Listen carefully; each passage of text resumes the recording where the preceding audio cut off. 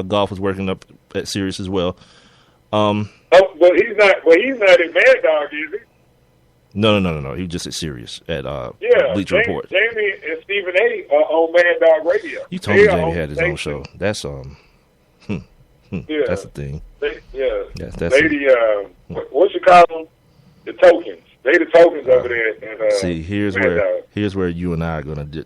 I don't. It's hard for me to do that. I'm playing, man.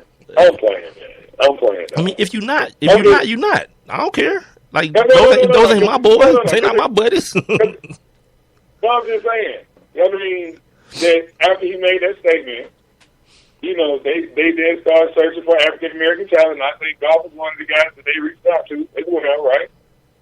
Allegedly. And they were trying to integrate. Allegedly. I'm saying it ain't for me to talk about that man's business, man. You know what I'm saying? It ain't for me to talk about that man's business. But I'm just saying. I was just saying in general. I was just saying people that they reached out to after that whole racial situation happened. They reached out to some black media people to join the team. I can tell you what they didn't do. They didn't reach out to me. I can can not only confirm that, I can double confirm it. They did not reach out to Big Mike. Yeah, they didn't reach out to me either. I mean, you know. But I'm just saying. I mean, I turned on the station one day. You know, I was flipping through my Sirius, and I was like, that sounds like Dukes. And I just stopped for a second. I was like, well, I'll be damned. Like, Jamie integrated Mad Dog Radio. All right. So is he the Jackie Robinson of? Stop. Let me move on. Because you about to get me into a whole level of ignorance. I mean, as we progress and we do this more and more, people understand my feelings on Jamie Dukes as a broadcaster. It'll come out more and more. So he's the Jackie Robinson of satellite radio.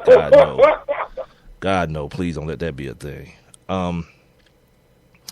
He goes on to talk about faith in athletes. Athletes, by and large, see faith as a nurturing, motivating force that empowers them spiritually and enables them to do more physically than anyone else will likely be able to do. It also empowers them mentally to handle success and failure by grounding them firmly in a set of morals. Now this part, my man, is delusional. Is delusional as hell. Like, okay, Tim Tebow is an outlier. But all the rest of these dudes that get on their knees in the end zone and do the cross and all that and, you know, want to thank their Lord and Savior before they start talking about stuff. Yeah. Okay. Let's start talking about them. Let's start at the top. Let's start with Mr. Adrian Peterson. Yeah. And I'm not even going there with the child abuse thing, because to me that's just a dude who was disciplining his child the way he was disciplined, you know, and many are guilty of that. You know, people don't progress at the same level, and Adrian was kind of caught in the time of his youth. Maybe your opinion is that he went overboard with the whooping, but to me, to call it abuse is almost something that's premeditated or something that's a continual thing. It's not based on any type of discipline. Again, I always had a picture of like the drunk ass daddy that just comes in and like kicks the door and starts like punching everybody in the damn house. Like I have that. Like Mad Dog. Who, Mad Dog? Who? Jason Leary. Oh, see, you went from talking about the Sirius dude, the Sirius XM dude, to like what? No. Forrest Whitaker. Okay. Mad Dog and Jason Leary. Yeah, come on. He came in and was just whipping everybody's butt. Right, you got to clarify, dog. I'm thinking like that dude beat his wife. But all right, cool. But yeah, but I'm not even talking about that. I'm talking about the fact that was it a year ago, 2 years ago, he had a child die. His child died. Right. He didn't even know. The father, the boyfriend or the baby mama. He knew the child died. And my man was like, you know what I'm going to do this Sunday? Play football. Right. Like, and he didn't know the child. That's my point. That's my point. Right. Like, these dudes out there claiming like, oh, yeah, the Lord and Savior. And my man says, this is what Dylan Gwynn says. that their faith empowers them mentally to handle success and failures by grounding them firmly in a set of morals. Come on. Like, that's the opposite of everything we've seen in the NFL. Like, again, Tim Tebow is the outlier. Like, nobody ain't got no dirt on Tim Tebow, and that's cool. He's pure as the driven snow. Cool, whatever. But if you want to talk about the majority of these dudes that's always hollering out, "My Lord and Savior," or getting down on the one knee and doing the cross across their chest, come on, man. These dudes be somewhere, everywhere, with somebody different doing something nasty. And that's just reality. Yeah. You know what I mean? Yeah, I remember, and just to piggyback off that, I remember when we used to, when we were working with the Atlanta Thrashers, and we were working with Mark Stolberger. That's my man. And, that's my man, $100 grand, dude. And he always used to be talking crap about the baseball player. Remember? He was like, "So why every time they hit a home run and they're running across the bag, why in the hell do I have to watch them head on their chest and point up to the sky? Yeah. Like, who the hell are they voice systems?" Yeah. Stully was my man. You gotta let people know, Stully is just like old, like bent over, hump in the back, foul mouthed Jewish dude. Right. You know what I mean?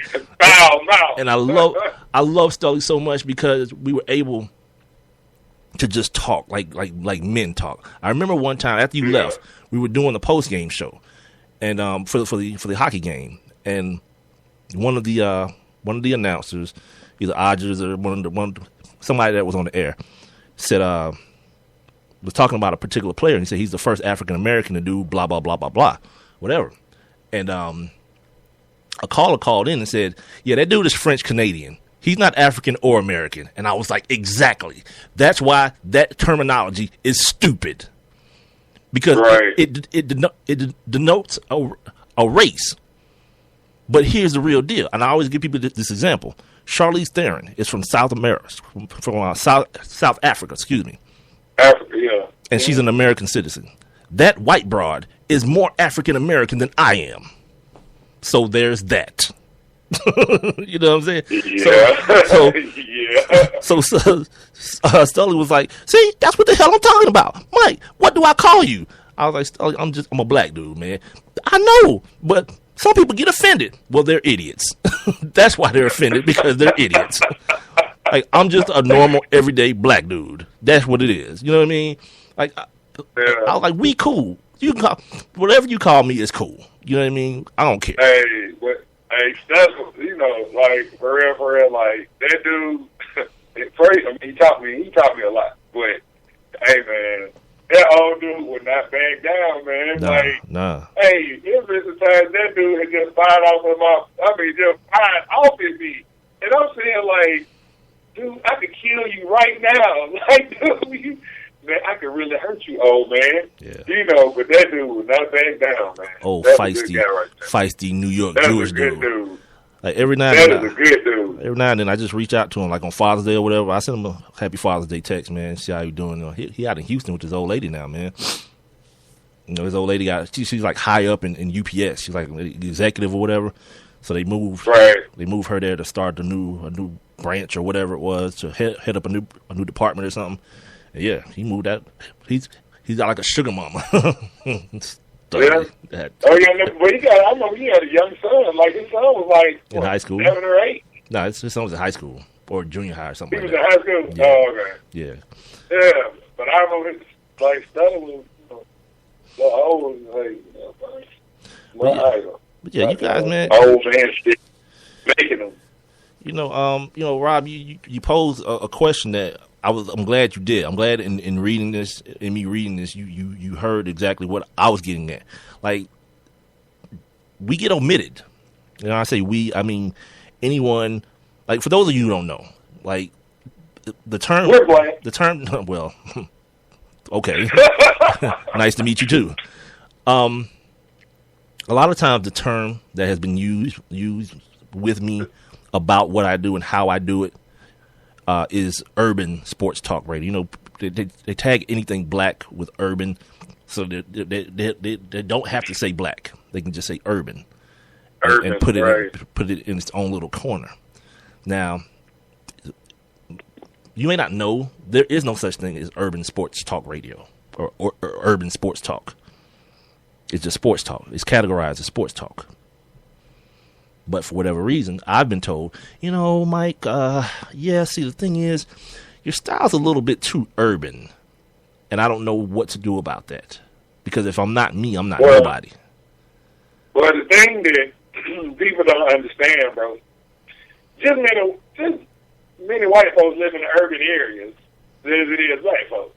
Dude, you know what I'm saying? Here's the thing. Go ahead. I'm sorry. Go ahead.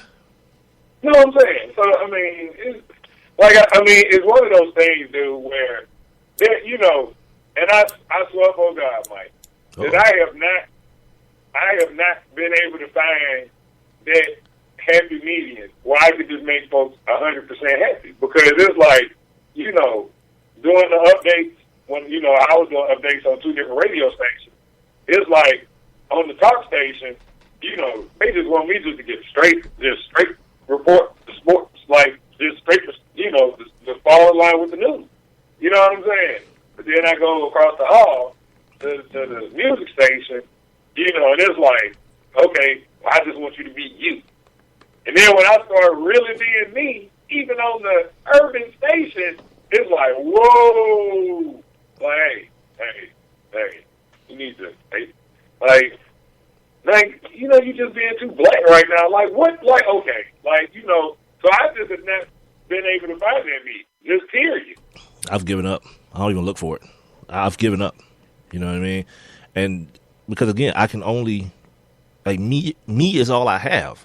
I don't have a situation where I'm not even gonna say that I can't, because plenty of people can, and they do.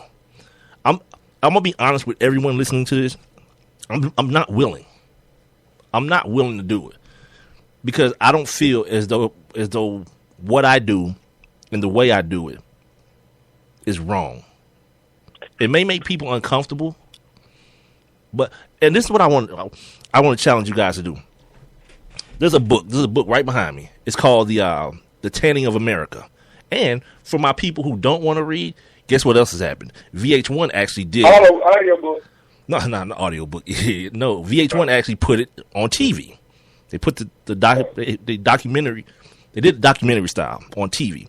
It's kind of like the book, but essentially it talks about the influence of urban culture on mainstream America. And I'm always thinking about that. Like, anytime I hear a white person say, like, off the chain, do they know where that came from? I mean, you may hate rap music. Not slavery. It didn't come from slavery. What are you talking about? No. Like, Kunta Kinte was like, man, I can't wait to get off these chains. No. Because the way he was saying it was a bad thing. We say it like it's a party. So, no, not from slavery. But it comes from the hip hop culture. So all these people are like, oh, that hip hop music is blah blah blah blah blah. Half the stuff that comes out of your mouth, you don't even realize where it comes from, and it becomes so entrenched in just normal society. The sayings, things like shout out. That was one of the illest things in the book and the documentary, that people didn't even understand where that came from. Like, it didn't just come out of the ether. It was at an old rap concert, like one of the Sugar Hill type, like way back then. And somebody was like, I want to give a shout out to my neighborhood and this person, that person. And then they brought it full circle to after the first Obama election, or him winning the first time. He used the term shout out. And I was like, damn, that's so introspective. Something that we just take we take it so lightly, like it's just a part of vernacular. But we never asked the question, like, where did that come from? Who thought of that? So if you get a chance, you can get on VH1 on demand and look for The Tanning of America, and you see how the fabric of urban culture and the fabric of hip hop is simply the fabric of America. It's one and the same. There is no difference. But people will want to separate themselves from it, not even realizing half the stuff that comes out of their mouth in these sayings, and it's off the chain, or it's off the hook, or shout out to this person, or whatever. What about Fleet? Did you say something about Fleet? Like we got podcasts on Fleet shopping? Speaking of, glad you mentioned that. See, today, just today, You found out?